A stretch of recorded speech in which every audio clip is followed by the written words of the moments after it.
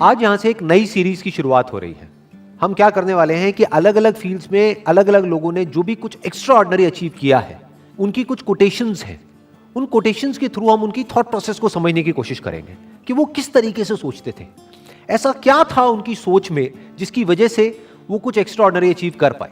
तो आज शुरुआत होने वाली है एल्बर्ट आइंस्टाइन से। लेकिन अगर आप लोग जो मुझे अभी वीडियो में देख रहे हैं, आप चाहते हैं कि कोई पर्टिकुलर पर्सन है जिनकी कोटेशंस की हम डेप्थ में जाएं और उनकी थॉट प्रोसेस को समझने की कोशिश करें, तो आप नीचे कमेंट सेक्शन में बता सकते हैं और मेरे आने वाले सेशंस में मैं एक एक करके उनको कवर करता चला जाऊंगा। तो जो पहली कोटेशन है एल्बर्ट आइंस्टाइन की, वो है, everybody is a genius, but if you जज a fish by its ability to climb a tree, it will live its whole life believing that it is stupid. बड़ी पावरफुल स्टेटमेंट है ये, इसको ध्यान से समझने की कोशिश करते हैं कि अगर कोई और उस फिश को जज करे तो कोई प्रॉब्लम नहीं है, तो इसका मतलब वो बेवकूफ है। यानी कि अगर दुनिया आपको जज करे तो कोई प्रॉब्लम नहीं है, इसका मतलब दुनिया बेवकूफ है। बट अगर वो मछली खुद अपने आप को जज करने लग जाए इस बेस पे कि देखो मैं पेड़ पर नहीं चढ़ सकती तो मैं बेवकूफ हूं, तो वो बेवकूफ है। हर एक की कोई ना कोई एबिलिटी होती है। जैसे सचिन तेंदुलकर है, उनकी अपनी एक एबिलिटी है। एल्बर्ट आइंस्टाइन है, उनकी अपनी एक एबिलिटी है। अगर एल्बर्ट आइंस्टाइन को बैट दे दिया जाए तो वो कैसे लगेंगे? लोग हंसेंगे। या अकाउंट्स में डाल दिया जाता तो क्या होता? जबरदस्ती उनको चार्टर्ड अकाउंटेंट बना दिया जाता तो क्या होता? क्या वो कभी भी ऐसा कुछ अचीव कर पाते जो उन्होंने अचीव किया? No doubt he was a genius. But वो जीनियस क्यों थे? क्योंकि उन्होंने वही किया जो उनकी नेचुरल इंक्लिनेशन थी। जैसे कि एक मछली है, अगर उसको बोला जाए कि पानी में तैरो, तो वो पानी में बहुत तरीके से तैर सकती है। ऐसा कुछ कर सकती है कि जो देखने वाले हैं दे विल बी मेस्मराइज्ड। वो कहेंगे कि यार ये कैसे हो सकता है? जिसको पानी के अंदर तैरना नहीं आता है और वो उसको देखेगा मछली को, तो वो क्या कहेगा? ये मछली जीनियस है। तो इस तरह से पहले हमको समझना पड़ेगा कि हमारा पर्सनैलिटी टाइप क्या है, और जब हम अच्छे तरीके से समझ जाएंगे और फिर एक्ट करेंगे, then sky is the limit.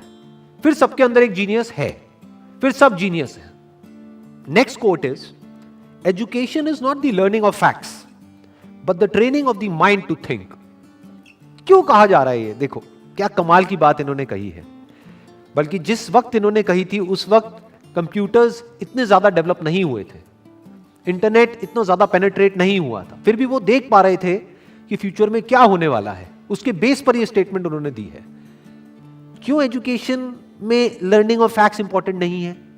क्योंकि आज की डेट में अगर बात करी जाए तो जो फैक्ट्स हैं या जो नॉलेज है वो तो एक क्लिक ऑफ बटन पे अवेलेबल है। मतलब अगर एजुकेशन का मतलब यही है कि स्कूल जाओ, कॉलेज जाओ और जो बुक्स में लिखा है उसको रट लो और अपने यहां पर फीड कर लो, तो इसकी जरूरत क्या है? वो तो ऑलरेडी मोबाइल में है। जो बुक्स में लिखा है अगर उसको आपने रट भी लिया और यहां पर फीड भी कर लिया, तो अगर उसको रिट्रीव करना है तो कैसे करोगे? अपने आप से एक क्वेश्चन पूछना पड़ेगा, तभी तो वो याद आएगा और आप बोल दोगे। बट यही काम अब अगर क्वेश्चन पूछ करके ही आंसर आना है, तो वो क्वेश्चन तो आप यहां पर भी पूछ सकते हो मोबाइल में। आप इससे पूछोगे, हाँ भैया बताओ ये क्या है, वो क्या है, इस क्वेश्चन का आंसर क्या है, तो ये मोबाइल ही दे देगा ना आपको आंसर। और जितनी मेमोरी इसके अंदर फीडेड है, जितनी नॉलेज एक मोबाइल के अंदर फीडेड है, जितनी नॉलेज गूगल में फीडेड है, क्या उतनी नॉलेज हम अपनी ब्रेन में फीड कर सकते हैं? तो हमारी ब्रेन, अगर हम एजुकेशन को सिर्फ इतना ही समझते हैं कि एजुकेशन का मतलब कि फैक्ट्स को यहां पर फीड कर दिया जाए, तो हमारी ब्रेन इससे बहुत पीछे ही रहेगी, चाहे हम जितना मर्जी डेवलप कर लें। तो वो एजुकेशन किसी काम की नहीं है। तो व्हाट इज रियल एजुकेशन, ये समझना बहुत जरूरी है। क्योंकि अगर हम इसको नहीं समझते तो हम ऐसे लोग अपने एजुकेशन सिस्टम से निकालेंगे जिनके अंदर फीडेड तो बहुत कुछ होगा, बट उनको यही नहीं पता होगा कि सोचते कैसे हैं। यहां पर दो बातें करी जा रही है। एक है education is not the learning of facts. Number one, learning of facts important क्यों नहीं है? Education is not the learning of facts. Why learning of facts is not that important? Because all the facts, all the knowledge, all the information is already available on the internet. अगर उसको यहीं पे store करने का नाम education है तो ये तो किसी काम की नहीं है। वो तो ऑलरेडी स्टोर्ड है आपके मोबाइल में। जब यहां पे स्टोर्ड है तो यहां पर क्यों स्टोर कर रहे हो दोबारा से? As simple as that, number one. Number two, but the training of the mind to think, कि बच्चों को यह सिखाया जाए कि सोचते कैसे हैं और सोचना क्यों जरूरी है, क्योंकि लाइफ में जो भी प्रॉब्लम्स है, जैसी भी प्रॉब्लम्स हैं, उसका सॉल्यूशन कैसे निकलता है? सोच करके निकलता है। मेमोरी से नहीं निकलता है, गूगल से नहीं निकलता है, फैक्ट से नहीं निकलता है, नॉलेज से नहीं निकलता है। उस नॉलेज को यूज कैसे करना है उससे निकलता है। अगर मेमोरी से या बुक्स से सॉल्यूशन निकलता तब तो कोई प्रॉब्लम ही नहीं थी। किसी को पैसा कमाना है, इतनी सारी बुक्स हैं, पढ़ लो, निकल गया सॉल्यूशन। उससे नहीं निकलता है। इंफॉर्मेशन से सॉल्यूशन नहीं निकलता है, उस इंफॉर्मेशन को यूज किस तरीके से करना है उससे सॉल्यूशन निकलता है। जिस सवाल का जवाब गूगल नहीं दे सकता है, उस सवाल का जवाब अगर आप दे सको, सोच करके उस प्रॉब्लम का भी सॉल्यूशन निकाल सको जो गूगल नहीं निकाल सकता है, तो कहेंगे कि आप इंटेलिजेंट हो। यह इंटेलिजेंस डेवलप करने का काम होना चाहिए एजुकेशन सिस्टम का। This is real education. Next quote is, the true sign of intelligence is not knowledge but imagination. Knowledge के बेस पे जो पास्ट में हो चुका है उसको हम रिपीट तो कर सकते हैं, लेकिन कुछ भी नया क्रिएट नहीं कर सकते जब तक कि इमेजिनेशन ना हो। यानी पहले हम कुछ इमेजिन करें, फिर नॉलेज को यूज करें तो ठीक है, बट अगर सिर्फ नॉलेज के बेस पर हम सोचें कि कुछ भी नया डिस्कवर हो सकता है, इम्पॉसिबल। नॉलेज के बेस पर हम गोल गोल गोल गोल एक पैटर्न में घूम सकते हैं कि जो हो चुका है उसको रिपीट कर सकते हैं। फॉर एग्जाम्पल, यहां पर एक बल्ब है, तो इस बल्ब को बनाने की एक नॉलेज है हमारे पास में, तो उस नॉलेज से क्या हो सकता है, और बल्ब्स बन सकते हैं। एक फैक्ट्री बन सकती है, उस फैक्ट्री में और बल्ब्स को प्रोड्यूस किया जा सकता है।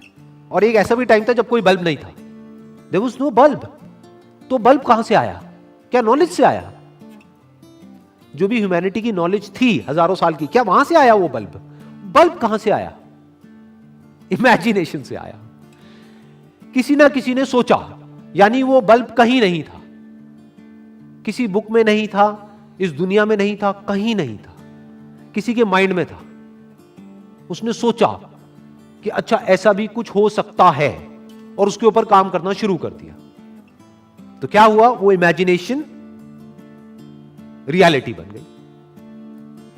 इनफैक्ट अगर हम अपने आसपास में देखें, इस दुनिया में कुछ भी, एक सुई से लेकर के एक एरोप्लेन तक, सब कुछ आज रियलिटी है। आज वो नॉलेज के फ्रेमवर्क में है। आज हमारे पास में नॉलेज है कि सुई कैसे बनानी है, एरोप्लेन कैसे बनाना है। We have knowledge of producing it, we have knowledge of running it, we have knowledge of creating it.